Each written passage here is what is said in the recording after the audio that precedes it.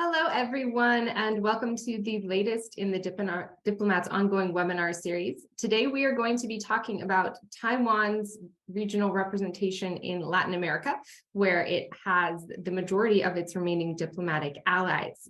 So I'm very pleased today to have a panel representing both Taiwan and some of the Latin American countries that we'll be talking about. Today, we have Patricio Giusto, who is the Executive Director of the Observatory of China-Argentina Relations. He is also a Ph.D. candidate in International Studies at the Tella University, Argentina, and a visiting professor at Taiwan University in China. We are also joined by Julieta Heduvan, who is a Paraguayan foreign policy analyst and the National Coordinator of the Latin American Association of Asian and African Studies. And last, but certainly not least, Brian Hioe, who's one of the founding editors of New Bloom, an online magazine covering politics and youth culture in Taiwan. And he is also a regular columnist for The Diplomat. And I'd like to give a special thanks to Juan Manuel Haran, who is with Report to Asia. He helped coordinate this production by inviting all of our Latin American specialists. So big thanks to him. I always love doing co-produced webinars to bring in regional expertise. So I would like to start by asking Julieta, who is our Paraguayan expert, about Paraguay and Taiwan. Taiwan's lone representative in South America recently had an election, and there was some concern in Taiwan that that election could change the relationship, but the Colorado Party ended up winning. So right now it seems that it's more secure, but Julieta, can you talk to us a little bit about Paraguayan perspectives on the China-Taiwan question and how that's factoring into domestic politics? Okay, thank you, Shannon. I will talk a little bit about the elections and then we can continue with Taiwan. A week ago, the victory of the Colorado Party was significant, with 15 points of difference over the main opposition candidate, Efraín Alegre.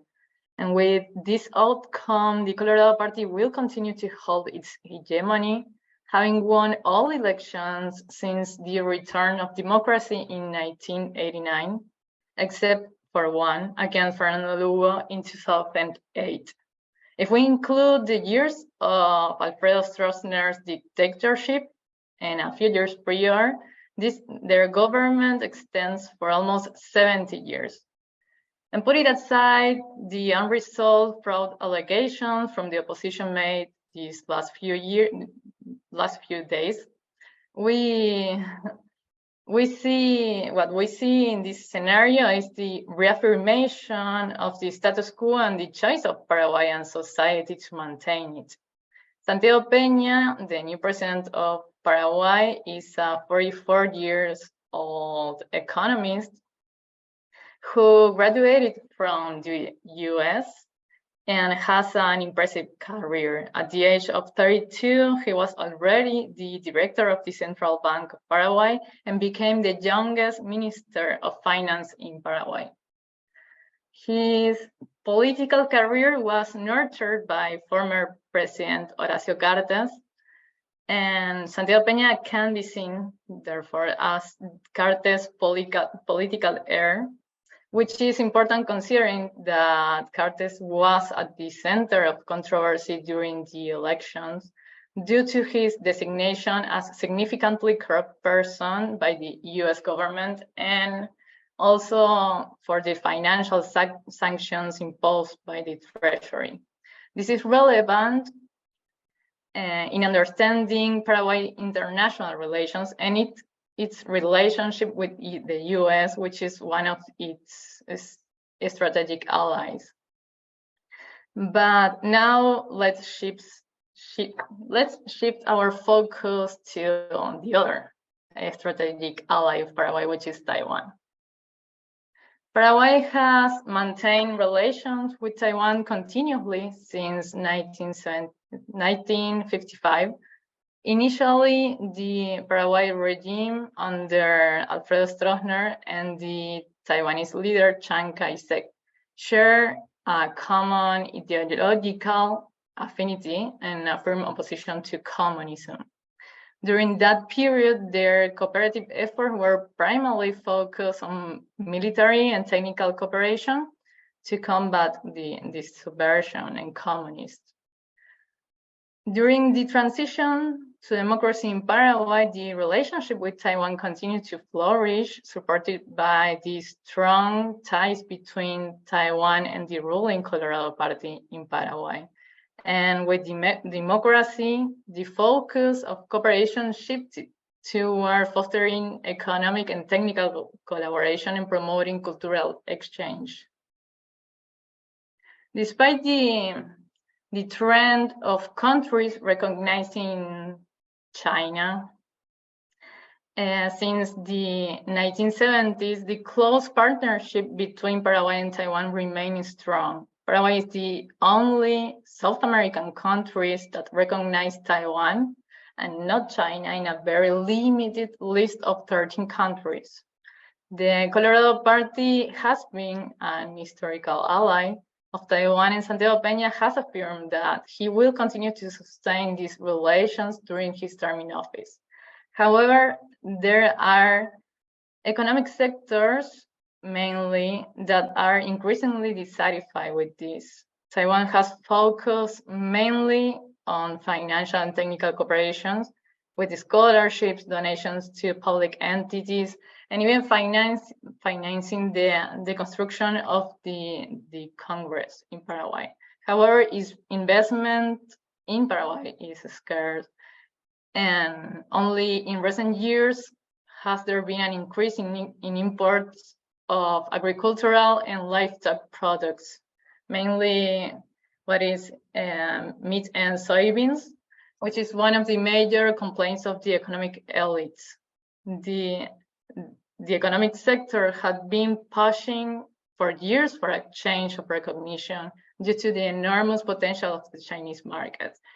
And this should also be understood in a context in which the opening of new markets and the growth of exports have become the main guidelines of Paraguay's current foreign policy.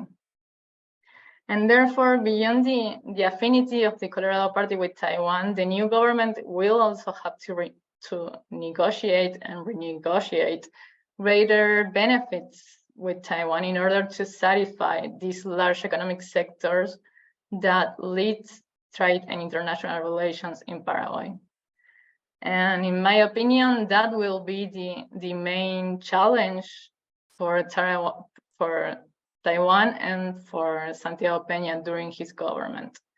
And we'll have to wait and see how things progress in August when Santiago Peña takes office. Thank you, Julieta. I think there are a lot of commonalities between the situation in Paraguay and some of Taiwan's other diplomatic allies in the region. So I'm looking forward to discussing that in a bit more detail. But now I'm going to turn it over to Brian to talk about Taiwan's perspective. Can you tell us how Taiwan approaches Latin America and the role that the region plays in Taiwan's overall foreign policy, particularly after Honduras decided to sever ties with Taiwan back in March? Yeah, absolutely. And so I think what often goes overlooked in international political discourse about the allies that Taiwan maintains is to what extent they are a domestic political issue. And so often China is trying to quote unquote poach diplomatic allies of Taiwan to influence Taiwan electorally. The diplomatic allies of Taiwan are given a large pride of place in the kind of official historiography. As was mentioned, these ties are actually, they go back decades, and they go back to Taiwan's period of authoritarian rule. And often Taiwan's diplomatic allies then in Latin America and Central America are countries that are historically have been right-wing dictatorships with US support backed up for anti-communism. And so there's this ideological similarity, but the party that holds power at present is the Democratic Progressive Party, historically the opposition in Taiwan, which originated from Taiwan's democracy movement. And so there's this kind of odd paradox there in which oftentimes the DPP is now aligned with a party that resembles the KMT in the past. And this is also not the first time that Taiwan has had this kind of issue in diplomatic relations. When the DPP held office for the first time under Chen Shui-bian, for example, there was criticisms on human rights grounds of the links with South Africa. And so this occurs, and it is a domestic political issue in terms of that when there is a loss of allies, the KMT, which is still around and running for office and is still a viable political force, will criticize the Tsai administration as having failed to maintain allies in the face of Chinese poaching of these allies. When the KMT held power last under the Ma administration, China refrained from doing this. And so there's a while in which there was not this kind of continued attempt to constrain Taiwan's international space. And so the question then particularly is, I think, for Latin American countries, China is a large market, and there are many opportunities that you might miss out on if you maintain ties with Taiwan and not China.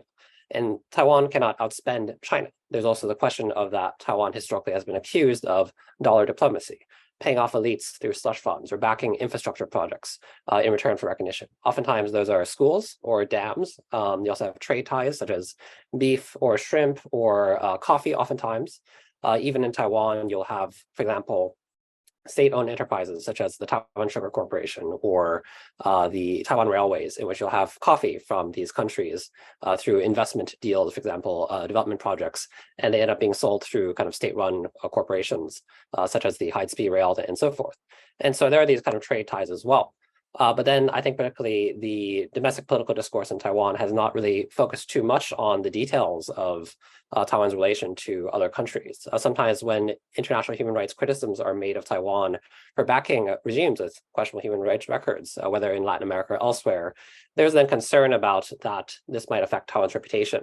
But particularly at a time in which Taiwan does have strengthening unofficial relationships with the US and Western powers, then it does actually appear that focus on the actual kind of official diplomatic allies of Taiwan is a bit on the back burner. And in that sense, then, it kind of is a question where Taiwan will go forward from here, because Taiwan has no way of outspending China. And it does appear that this kind of poaching will continue. With the breaking of ties with Honduras, there was speculation that that took place before Taiwan's visit to Central America, on which she made 2 stopovers in the US, one of which involved a meeting with the US Speaker of the House, Kevin McCarthy. And so that was, Honduras was not as surprising. With Castro taking office, she initially promised during campaigning that she would break ties with Taiwan when she won. But then once she won office, she backed away from that. So then later, a year later, she followed through on that. But then what's interesting too is, I think, in regards to Taiwan's relation with Latin American countries, now there's an established pattern of leaders of the kind of incumbent visiting Taiwan before elections to shore up ties. Juan Orlando Hernandez, for example, of Honduras did that. With Paraguay, that also occurred. And I think what does not receive scrutiny sometimes is the visits and what their official purposes are, or what the connections on the grounds of these leaders from these countries in Taiwan are. I think also then, particularly in discussing that, there's this pattern of breaking ties, and this will probably continue to take place. Perhaps what does not go examined as much is what remains in terms of trade ties afterwards, because even after the breaking of relations, Taiwan is still part of economic institutions such as CABE, or, for example, free trade agreements may also continue to be in effect. And so what happens then is kind of still not really discussed. Often, I think, in Taiwanese political discourse, due to a lack of specialists in the region, there's not a lot of discussion of what occurs afterwards. Oftentimes, there is, for example, the Taiwanese government sponsoring scholarships for students that are from these countries. And then after the breaking of ties occurs, they're left in limbo, in which they don't have scholarships, but it's actually still not very clear what happens to them. For example, as part of my own reporting, I did talk to the Honduran students that are kind of left in limbo after the breaking of ties. And still, it's not very clear what is going on with their situation. That's still not clear after all this time. And so I think then that's the issue, particularly with Taiwan and its approach to Latin America, is that it's not very much a priority right now. So it's not a very coherent strategy, and a lot is up in the air at present. We see certain patterns in the region regarding the relation with Taiwan, the relation with China, and particularly more left-wing parties are more prone to wanting to break ties with Taiwan to establish ties with China. But then I think the big factor there is also the role of the US in the region, what the US opinion will be. And so then that also comes up with regards to, for example, let's say Nicaragua. When the breaking of ties happened to Nicaragua, the Taiwanese government went a little more in on criticizing Nicaragua's human rights record and so forth, which is perhaps fitting along with regional trends. But then I've also heard that there's kind of a lack of coordination between Taiwan and, for example, the US regarding what strategy it takes regarding Nicaragua and its human rights record. Guatemala has particularly been strident in expressing support for Taiwan, offering to host a summit of Taiwan's remaining diplomatic allies, for example. But this was kind of just talk and there's no follow-up. And so we're at a kind of turning point, I would say, to summarize, in terms of Taiwan's relation to Latin America. But as yet, there's no coherent political strategy. And when it comes up, it's not usually in a very detailed way. It's more as a kind of domestic political issue, which the DPP as incumbent is targeted for losing more allies for Taiwan. So I'll be looking for discussing everybody. Thank you. Thank you, Brian. Yeah, I'm looking forward to continuing this discussion on into the Q&A as well, because there's lots more to talk about. But first, I would love to hear from Patricio to take us back to the Latin American perspective, to talk about the cost-benefit analysis that governments are making. Julieta gave an excellent overview of Paraguay and the push-pull factors. But more broadly, what are you seeing and hearing within the region about the Taiwan versus China dichotomy? And as Brian mentioned, the US has a major role to play here. So maybe you can talk about that as well, how that factors into regional calculations. Yes, absolutely. Thank you so much for this invitation. It is a real honor for me to share my thoughts in this discussion with Julieta and Brian today, and I will agree in a lot of things with Brian, I think. Well, about 1 year ago, together with Juan Manuel Aran, we wrote an article for The Diplomat. The title was "Taiwan Fights for its Diplomatic Survival in Latin America." Well, I think that during this past year, the situation has become even worse for Taiwan's prospect in our region, and more concerning than the famous account of remaining diplomatic allies that will probably continue to shrink soon. To me, the most crucial issue is the fast deepening of the existing geopolitical trends in the region. That is, on the one hand, the US failing in its efforts to contain Taiwan's allies in Central America, basically. Washington appears to be unwilling to spend enough resources in these small and vulnerable countries in the context of an overall faltering foreign policy strategy towards the region. On the other hand, China continues to play its long-term game with a financial power that Brian talked about this, overshadows completely Taiwan's efforts in this regard. In that sense, what recently happened with Honduras speaks for itself. Beijing was able to orchestrate this significant diplomatic shift exactly during Taiwan's President Tsai Ing-wen trip to the US and Central America. It was a real punch in the face, not only for Taipei, but also for Washington.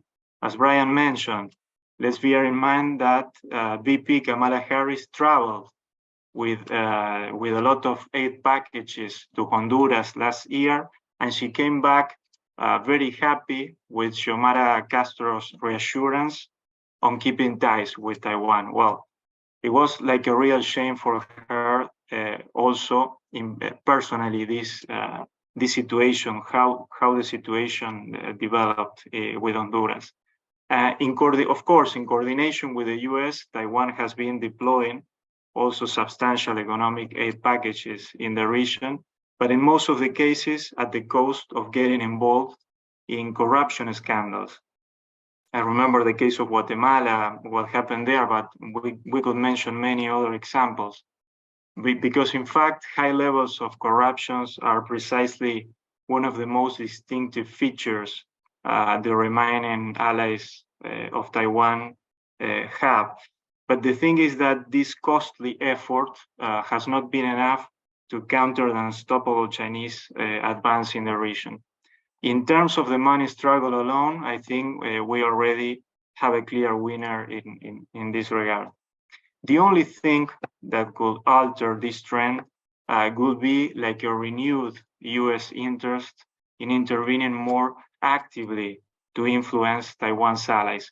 But it is something highly unlikely to me, and neither is sure if that will be a real game changer for the geopolitical equation. As you might know, the US is more focused on Taiwan itself rather than the island's diplomatic relations. And even though we are talking about developments in favor of China happening right in the US backyard. But anyway, the focus is, as you know, in this moment, I know the US is moving troops to the border with Mexico, immigration, climate change. There is another agenda regarding Central America that it's even more important, more urgent for the US than Taiwan.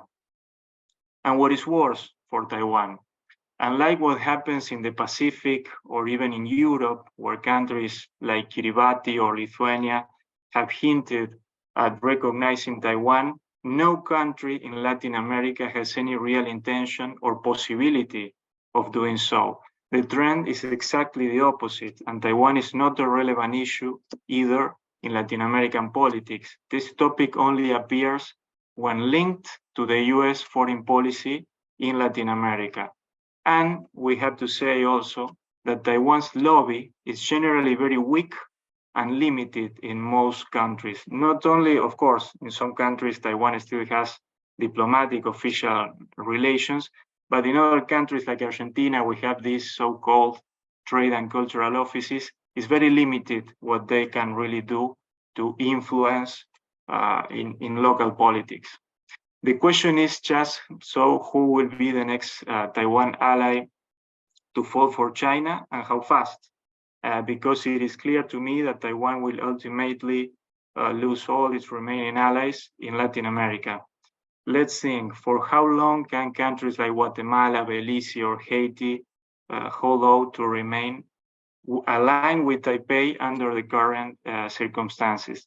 It is really hard to be optimistic about it, given the needs of all these countries. Maybe Paraguay, as Julieta have talked about it, will resist a little longer, though in the rest of the cases, I don't see it. Of course, there might be other factors in play rather than money, but the fact is that they haven't been relevant enough in the past, and Taiwan is not a permanent national interest for any country in the region. This is something I want to highlight. And finally, I will also say that China has no deadlines or specific goals in this diplomatic race. The Chinese Communist Party's view remains as that Taiwan's diplomatic isolation is an irreversible trend on the road to reunification, peaceful or forced. That's another story. I'm not going into that. But in any case, Latin America will remain, for sure, being a central stage of that struggle. And with Taipei certainly clinging more than ever to the indispensable diplomatic and economic lifeline that Washington can provide for survival. Well, thank you very much. Looking forward to exchanging ideas with you.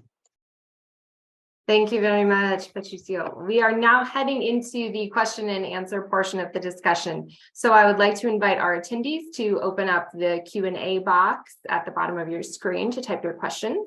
But the privilege of first question is going to go to my co-organizer, Juan Manuel, to kick off our discussion. Thank you, Shannon. Thank you for the opportunity. I was thinking about and listening to Brian, Patricio, and Julieta about Paraguay and Taiwan being maybe the strongest alliance they have, Taiwan in the region, because of Paraguay importance.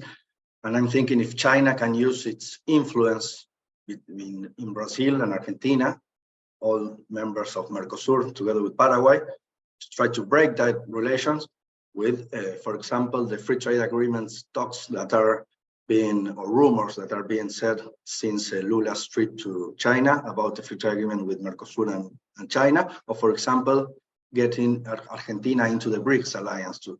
So that's my question, if this can be used by China to try to break that strong alliance with Paraguay and Taiwan. Julieta, maybe you can start with this. How would that play a role in the Paraguayan government's calculations if Argentina, Brazil, and other Mercosur members are really starting to put pressure to make the switch? Okay, sure. Well, I think that it will probably be used by China, this relationship with Brazil and Argentina, and also the Mercosur. The fact that Paraguay is the only Mercosur member that diplomatically recognized Taiwan has been an obstacle when it comes to proposing new forms of trade links between the Mercosur and China, and especially with this urgent interest of Uruguay to sign a free trade agreement, and with China recently affirming that he's interested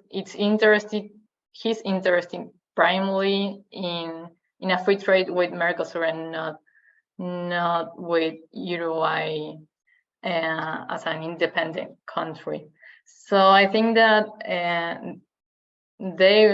China would probably use this. And also with the relationship with Brazil, well, Santiago Peña has talked about his relations, and he hopes to have a good understanding with Lula, because they have to renegotiate the treatment, a part of the treatment with Brazil about the Taipei Dam. So I believe that China could use this to put pressure on Paraguay. But years before, Mercosur tried to pressure with this to Paraguay, and Paraguay didn't change its alignment. So we have to see if this scenario has changed enough to change Paraguay opinion.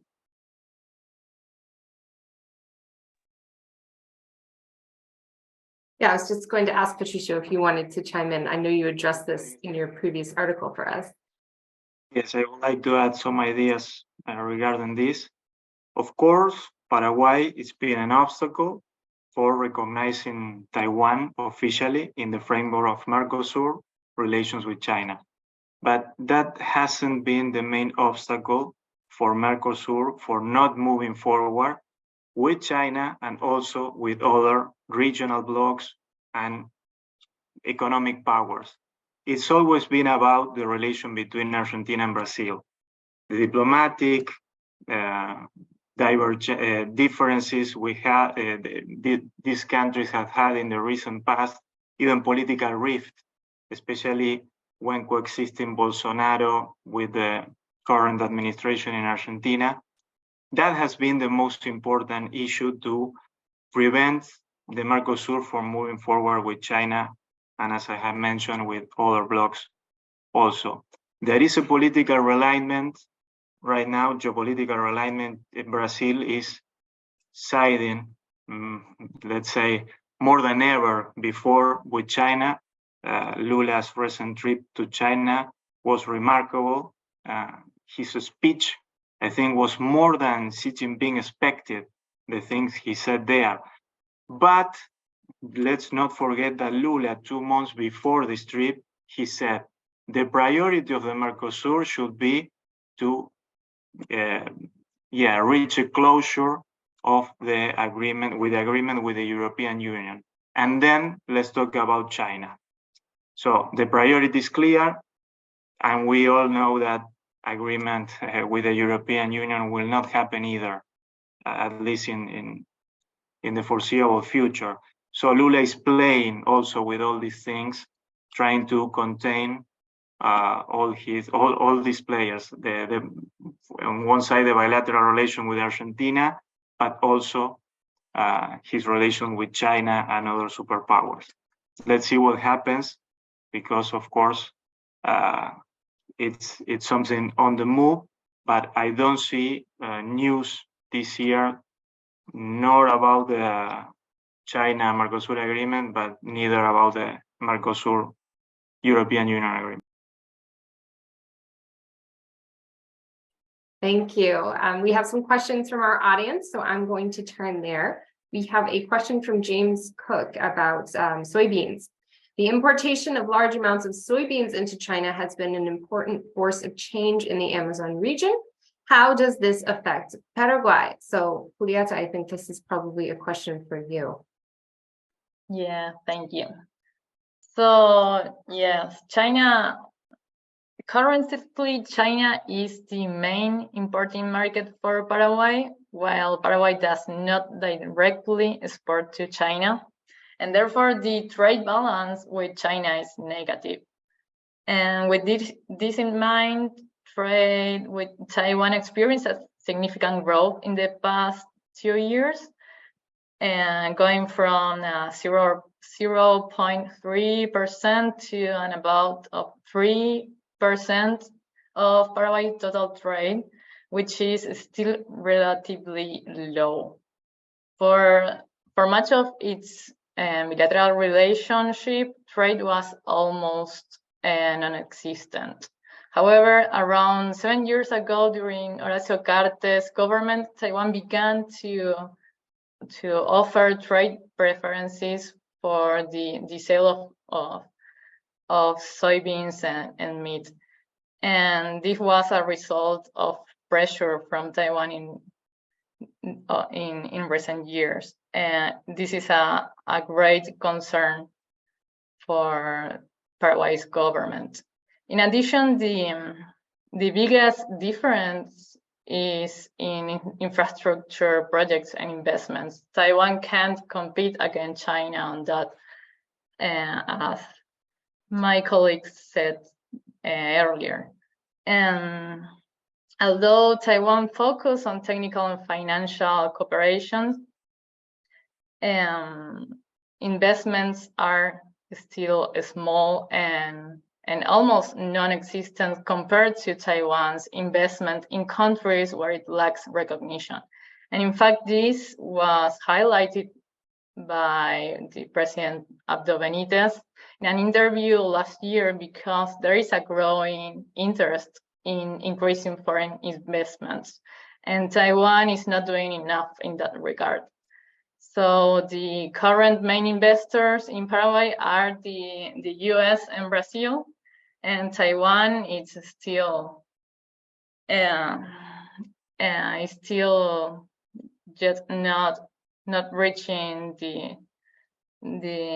what Paraguay is expecting in matters of investment and trade. Well, if we can talk about some numbers, the researchers Tom Long and Francisco Ordinez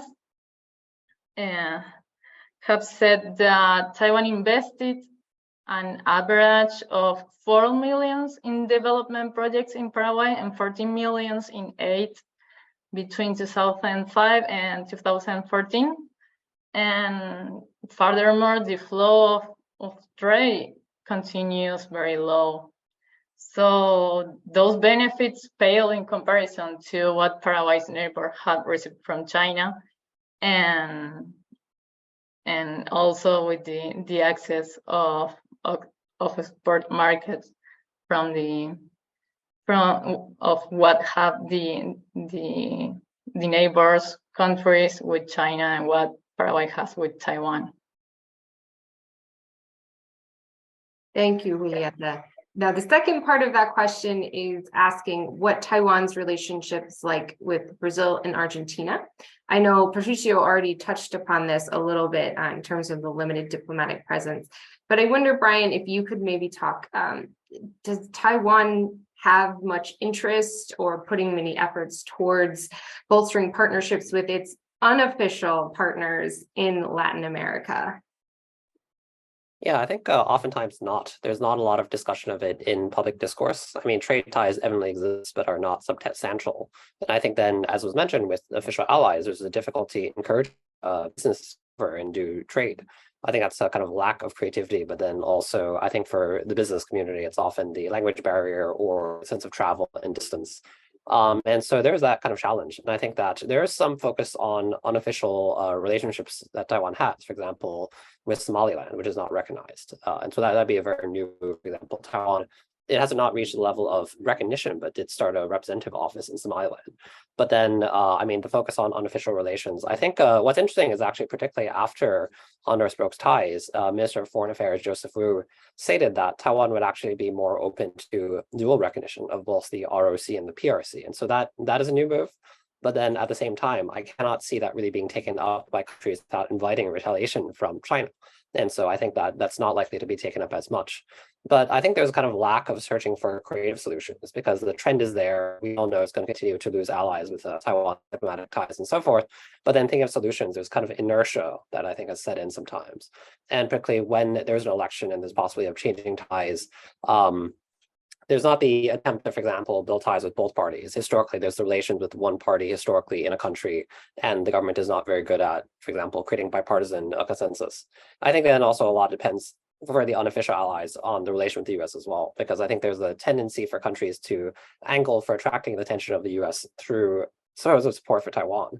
And so one has seen that in the region, but also with even Eastern Europe. So I think that's another kind of thing to focus on. Yes, thank you, Brian.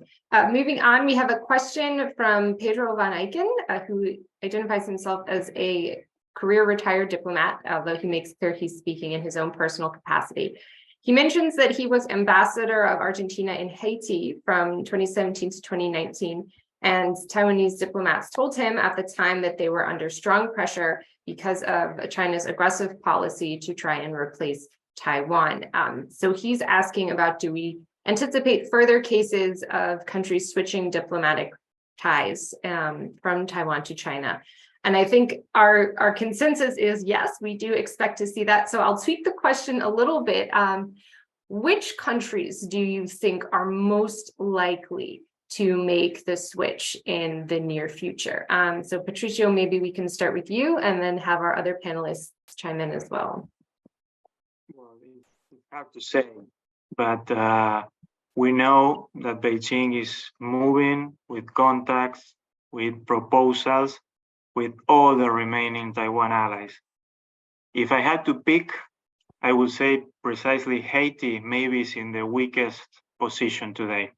And even though you know there is a US-Canadian mission right now trying to provide some additional aid packages because of the situation in Haiti, it's a chaos, it's chaotic right now. So it's a proper moment just for China to appear with the biggest, with the best proposal of all. But I don't know, because all this is handled by informal diplomatic channels. So sometimes it's hard to get the information of what precisely happened. But we have to know, we know for sure that is happening, and not only in Haiti. I see Haiti, Guatemala, Belize, maybe the weakest and probably the next to fall. Okay, Julieta, can you make your pick?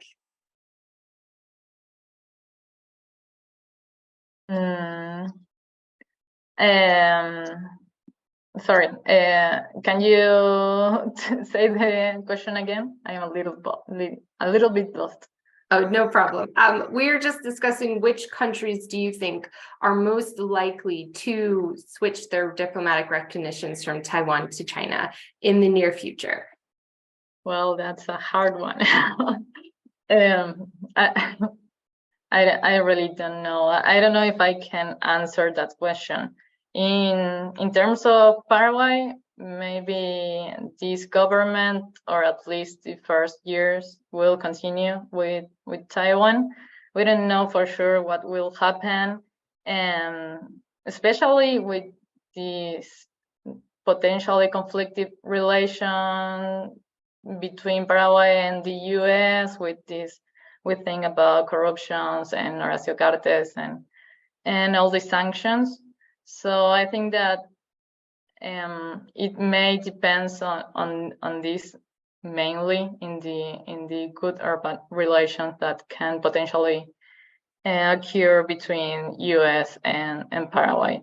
But I think that we have some years of Paraguayan and Taiwan relations until the change, and I'm not sure about the Central American countries.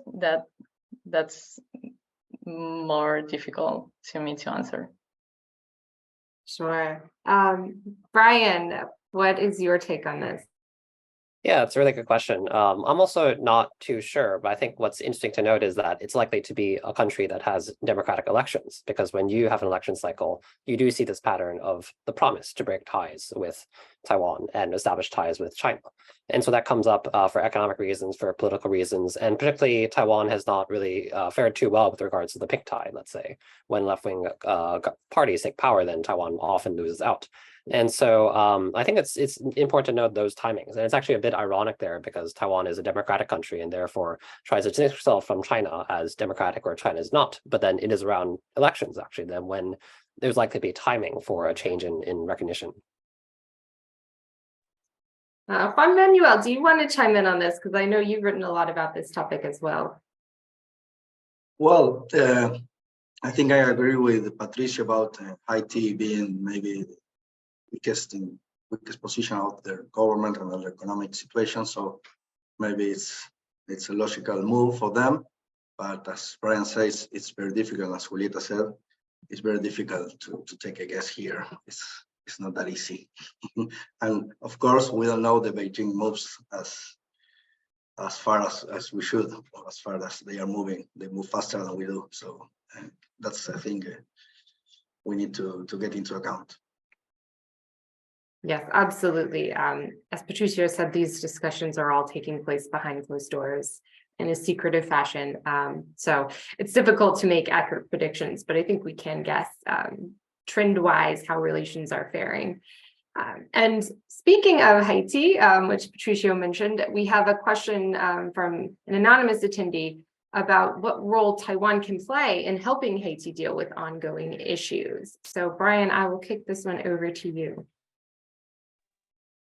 Yeah, so I think the question then is, there's already aid in various forms, often medical or educational or technical. But then in terms of, for example, what has more concrete results? And I think then particularly China will also, hold out the offer of aid. And so, for example, with regards to that, I mean, when it comes to anything, aid or infrastructure or even whatever, slush funds, let's say, Taiwan has no way of outspending China. But I think oftentimes the question is strategy. In the past regarding COVID, for example, Taiwan would try to play up its successes fighting COVID as a kind of soft power outreach. But in the kind of post-COVID era, it's kind of a question. There are actually some controversies domestically in the past as to whether aid from Taiwan is being conflated with aid from China because of the fact that it would say ROC, Republic of China, on it. And so do people actually distinguish that as, oh, that's Taiwan and not China? That did come up a few times in domestic political discourses. So I think in terms of just the strategy there has to be much more knowledge of local context sometimes. And I think that's sometimes lacking in my perception from Taiwan's diplomatic representative offices. It can be heavy-handed or not really in tune with local politics. For example, backing or making kind of a tone-deaf statement about some recent political thing that favors, there comes off a bit authoritarian as you're siding with not exactly regimes that have very good human rights records. That's something I think there could be improvement or room for improvement on. Patricio, did you want to address this question of how Taiwan could potentially assist Haiti and maybe stem off a diplomatic switch? That's to say what Brian emphasized, what Brian said at the beginning. It's not a matter of how much aid you provide to Haiti. The country has a deep institutional problem, and it's not a matter of money. What Taiwan can provide in this sense is only that, and it's not enough. It needs really the intervention of powers, in this case, like the US. I really celebrate Canada also joining this, because money has been spilled in Haiti for decades, and the situation has only gotten worse. So that is my point here. Okay, we have a question now from Lorenzo Schiavoni. He's wondering, what are the tactics that China uses to convince countries that still recognize Taiwan to switch their position? Is it only economic promises or maybe other factors, diplomatic pressure aimed at specific political figures or parties or prior investment in the countries? So I think this is a good question to take us back to basics when we talk about countries switching diplomatic recognition. What are they being offered specifically, and what tools is China using to leverage to try and make this switch happen? So who would like to start us off on this? It's kind of a broad question. Okay, Julieta, come on. Okay, I will just say two of them. In the case of Paraguay, we have, of course, the biggest infrastructure investments, the market, the enormous potential market for soybeans, meat, and Paraguayan products. And also, during the pandemic, we saw a big intervention of China in Paraguayan's domestic politics in terms of the trade of vaccines, because Paraguay couldn't get Chinese vaccines because they don't have the diplomatic relations.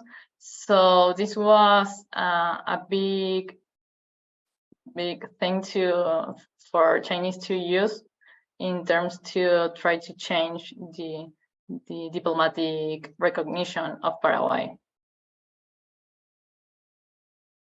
Patricia. Yeah, thank you. Yes, I will say that as it happens with most of the countries of Latin America, we have a natural complementarity, economic complementarity with China.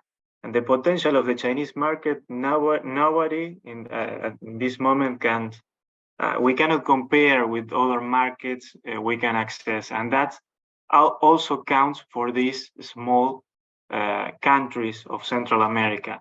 But we can also talk about tourism. So the Chinese tourism coming to these countries that have switched has been very important, and for those countries it's too much. Like a couple of thousand of Chinese tourists in one of these countries is a lot for that market. So, and Taiwan is not a market for that, neither. It's this complementarity, that this potential that any country in Latin America can find in any other part of the world, but in China. Okay. Brian or Juan Manuel, did either of you want to chime in on this? Okay. I will agree with Julieta, because she said the two things I think is the most important, that is infrastructure and new markets, and this kind of export-import trading. That's the key, I think. So our next question is from Marcos Gonzalez Gava, and it's for Julieta. Do you consider that Paraguay's alignment with Taiwan represents a factor of international isolation for Paraguay? Do you think that Paraguay would gain more space internationally and in the Asia-Pacific region if it changes its position? Well, I don't think that there is a problem of isolation with the alignment of Paraguay with Taiwan. And we can see it in this context of tension caused by the dynamics that seeks to challenge the existing order of the international scenario and the escalation in the Taiwan Strait. Paraguay is immersed in a changing international system, and the relation with two of its central allies, the United States and Taiwan, is changing. In Paraguay now plays a leading role that before didn't happen. And also there are some hypotheses about how Taiwan gives a status to Paraguay that has been that Tom Long and Ordinance have written before, and they say that the fact that Paraguay recognized Taiwan gives Paraguay the opportunity of being in a small group of countries which have the opportunity of being in a special group of some countries that have more focus or more importance for the US and the Western Hemisphere. And I think that allows Paraguay to be more visible in the international scenario. And regarding the relation with Asia Pacific, I think that the relationship with Asia Pacific is strong now, and it follows a strong guideline in Paraguayan foreign policy, that is to increase markets and forge relations. So I don't think that the fact that Paraguay recognized Taiwan is something that limits this relation with Asia Pacific, or gives him an isolate I don't know, I think that could get a worse scenario for Paraguay in the international system. Thank you, Julieta. I'm going to turn now to a question from Nikos Papadopoulos, who is based in Greece. And he asks another great big picture question. Is it really that important for Taiwan to buy continued relationships in Latin America or anywhere else in the world? Taiwanese businesses can do business in those countries anyway, either directly or indirectly. So I think, Brian, this is a great question for you. Is it actually that important at all for Taiwan to have diplomatic allies? And I know people in Taiwan have been debating this. Yeah, absolutely. And so this is a debate that I think is particularly ongoing as Taiwan strengthens relations with the US and so forth in a way that's not seen in the past. I mean, you even have speakers of the House visiting Taiwan now or meeting with Taiwanese presidents. And so the unofficial relations, trade or politically, in terms of geostrategic importance or militarily, they're much more significant for Taiwan in that sense. And so the question then is of resources going to diplomatic allies of Taiwan. And so I think what actually does need to be noted, again, as I brought up in the beginning, is that this can become a domestic political discourse, because kids basically from the time they grow up are taught that we have these diplomatic allies and they're important and so forth. And so it can come up as a kind of flashpoint issue, but this is domestic politics, domestic politicking. It's not actually the geostrategic or the economic importance of these countries for Taiwan. It's mostly symbolic and used to trade partisan attacks in Taiwanese political discourse. And so then in that sense, I think there's actually less and less attention paid as Taiwan loses allies in that sense. As Taiwan's ties with particularly the US grow, there's not a focus on international organizations in which Taiwan is excluded. I mean, normally every year, Taiwan sends representatives to the World Health Assembly, the governing body of the World Health Organization. And this is a story that comes up every year. But compared to past years, this year, I see much less coverage of that.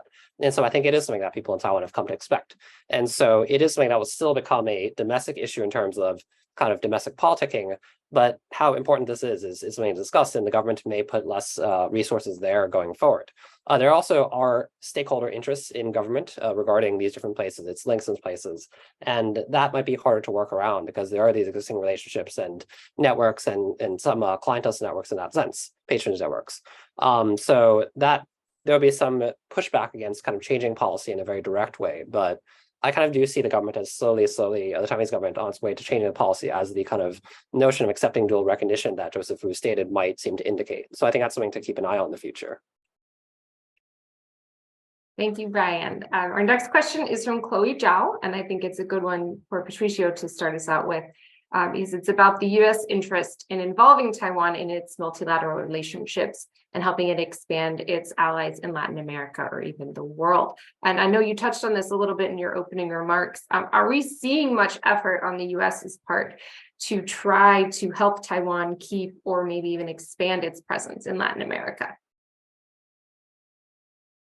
Well, yes, we have seen effort, but as I have mentioned before, not enough. Those efforts haven't been enough to alter this trend of Taiwan losing diplomatic allies. But in multilateral organizations, those efforts have paid off better, I think, because Taiwan is being invited, as Brian had mentioned, to international organizations with a lot of contradictions, because let's remember that the US recognizes the PRC since 1979, but of course, is the main supporter of this Taiwan better incorporation or better participation in multilateral organizations. And let's say the US most important allies also support this major participation of Taiwan. But I want to finish my idea with this. If you want the state recognition, if you want to be recognized as a state in this global political system, you need diplomatic recognition. That is why I think it's a fight worth fighting, worth to be fight, even though it's in Taiwan now, it's in a very complicated situation. But I think it is important for Taiwan, these diplomatic allies, even though there are just very few remaining and they are small countries, but both things are important, the diplomatic recognition and also the participation in multilateral organizations. Thank you. I'm going to try and squeeze in another question. For this one's from Chris Bailey. If the KMT were to take power again in Taiwan after the elections next year, will there be any changes in Taiwan's diplomatic efforts? And I think it's also worth asking whether we should expect a return to the so-called diplomatic truce, which Brian mentioned in his remarks, where China refrained from poaching Taiwan's diplomatic allies. So I think, Brian, this is the good one for you. Yeah, I mean, it's a question if they will win. I mean, it's a question everyone wonders. The KMT did pretty well in the last set of local elections, but they usually do better in local elections. And so presidential elections is kind of another question. It's a question then if, for example, China will then kind of refrain in that sense. And China's interest in Taiwan probably would be best served by not going a bit soft on whenever the KMT does something. For example, recently the former president Ma Ying-jeou visited China in a kind of much vaunted historic trip, but then there's still live fire exercises that occurred after that. And so I think it would have made more sense to hold back on that, saying that, well, Taiwan met with Kevin McCarthy, the US Speaker of the House, but because Ma did this, we're going to hold back for a bit. And so there's that. I mean, it's possible that it might not occur if even if a KMT president wins. I think also going back to the preceding kind of time that this happened, actually, there were cases in which countries broke ties kind of prematurely to try to switch to China, and then were kind of rebuffed because China was trying to maintain a truce in that sense. And so it is actually kind of interesting to think about then, because it is an economic opportunity that then Latin American countries are missing out if they're unable to switch recognition. And so it's even possible that, for example, countries will try to squeeze in switches in recognition within a certain time frame to avoid the scenario. That's something that does occur to me. But I think it's a question because it is very different now compared to the past. China may want to have a strong show of force in a way that is actually counter to its own interest in Taiwan. And there are times in which, for example, it undercuts the KMT inadvertently or perceives a KMT president or leader as going too far from the line it hopes for and hopes to pressure them. And so that could even occur, particularly if a much more moderate KMT president takes power. China still might be quite suspicious and might still try to pressure Taiwan in this way. And so I think it'll really depend on who is that KMT president if a KMT president wins. Thank you so much, Brian. And thank you to all of our panelists for joining us today. It's been a fascinating discussion. Unfortunately, we're out of time. I know we still have many, many questions, but maybe we can continue the discussion another day. Thank you all for joining us. Thank you for tuning in at home, and we will see you at the next Diplomat webinar.